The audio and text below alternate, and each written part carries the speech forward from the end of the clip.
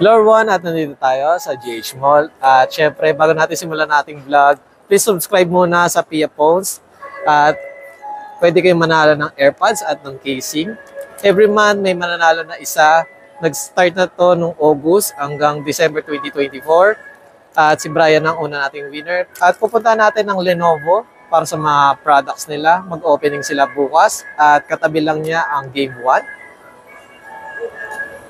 Sama ka sa biyahe ko? Hello everyone, at nandito tayo sa GH Mall at syempre nasa Lenovo tayo, kasama natin si Sir Martin. Hello, good day sa inyo lahat. At syempre titingnan natin kung ano yung mga available na mga units or products nila. Sama ka sa biyahe ko?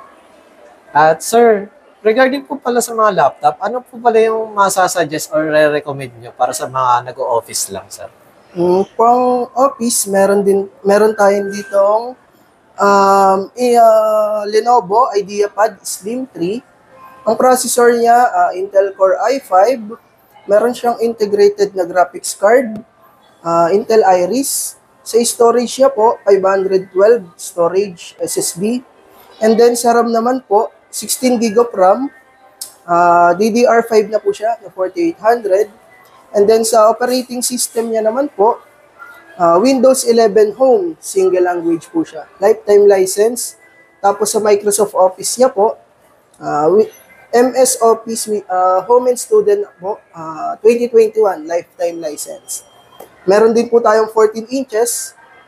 Ito kasi 15.6, may number pad sa gilid. Kung gusto niyo naman po ng mas maliit ng konti, para madaling dalhin, meron din po tayo. Same specs naman po sila. Ang kinaibahan lang po nila yung processor. Processor po kasi nito ay i5 na 12th generation. Ito po kasing isa, 13th generation. In terms naman po sa integrated graphics card, same lang naman po. Storage po, same lang, 512 GB, SSD na po siya. And then sa RAM naman po, 16 GB of RAM, DDR5, 4800. Operating system niya po, same lang, Windows 11 Home, single language. And then meron na siyang lifetime license na Microsoft Office.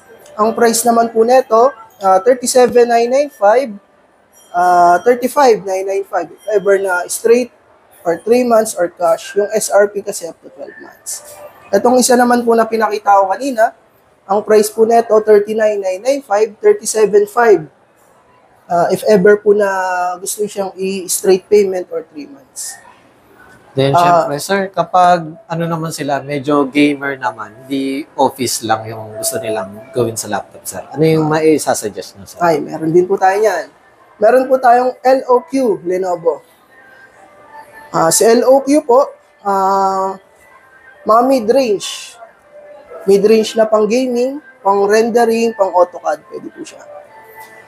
Ang full specs niya po, i5 na 13th generation. Sa RAM niya naman po, 8 GB po yung RAM. DDR5 na 4800. Pwede po siyang i-upgrade up to 32 GB. Kung sakaling in the future, mabitin po kayo sa 8 GB, pwede niyo pa po siyang batasan. Tapos yung sa storage niya naman po, 512 storage SSD na rin po siya. And then yung graphics card niya naman po, kung pag mag-gaming po kayo, magre-rendering, AutoCAD, NVIDIA GeForce na po siya na RTX 4050, 6 GB na po siya. And then yung screen niya po, 15.6 Full HD, 1080p. Naka 144 Hz na rin po yung refresh rate ng unit. And then Windows 11 na po siya, pinaka-OS niya po. Tapos, meron na rin po siyang kasamang Microsoft Office Lifetime License, Windows 11 po. Ang price niya, 56,995, 53,995 po. Kapag gusto niya siyang straight. Kung gusto niya naman po ng mas mababa pa, meron pa tayong isa. Itong isa, ang full specs din po nito, i5 12th generation. Yung RAM niya naman po, 8 GB po. DDR5 na 4800, pwede rin siya hanggang 32 GB. Sakaling mabitin kayo in the future. 512 na po yung storage niya, 512 GB SSD, M.2. Yung graphics card niya po, Intel Arc A530M. Equivalent na po siya ng RTX na 4 GB. 4 gig din po siya. In terms naman po sa pinaka-screen niya, 15.6, naka 1080p. And then Windows 11 na po siya. Home, single language, lifetime license. Wala nga lang siyang kasamang Microsoft Office. Ang warranty po natin para sa mga LOQ, 2 years warranty po. Home service. Mismong technician ni Lenovo ang pupunta sa inyo if ever po na magkaroon ng problema yung unit. Tapos yung sa mga pang-office naman po, 3 years warranty home service din po. Then, syempre, Sir Martin, kapag po sa mga mode of payment, ano po yung mga pwede nilang ibayad, sir, dito sa store po? Para naman sa mga installment, meron kaming credit card up to 12 months, naka-zero interest. Ang mga naka-zero interest namin, BDO, BPI, Citibank, East West RCBC. Yun po. And then meron din po kaming home credit. So home credit po naka 0% interest kami. Kailangan lang ng down payment if ever. Tapos if ever naman pong magkakash kayo, pwede rin po. G-Gibbs, pwede rin po. Paymaya, pwede rin po. Pwede rin yung mga debit card, credit card na naka-straight payment, pwede rin po. Then, syempre, sir, meron din po ba yung mga bank transfer, sir? Tsaka Gcash, sir? Bank transfer, pwede rin naman po. Valid as cash pa rin naman siya. Tapos sa Gcash, pwede rin naman po. G-Gibbs, pwede rin po. Paymaya QR, meron din po kami. Then, syempre, please invite naman po kasi mag-open na po kayo, di ba, sir?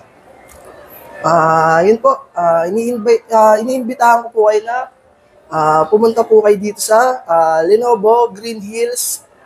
Located siya sa 4th floor. Katabi po kami ng Game 1. If ever na mag-inquire po kayo, pwede kayong mag-visit sa amin. At syempre, guys, hindi lang laptop ang available sa kanila. Meron pa sila mga monitor, tapos mga other peripherals sa mga computer or sa ibang gadgets. Ayun. Visit na lang kayo sa store para makita nyo in person yung mga item or yung product nila. Ayan. Thank you, sir. Thank you po. Hello everyone, kasama po natin si Ma'am Gia. Ayan. Hi po!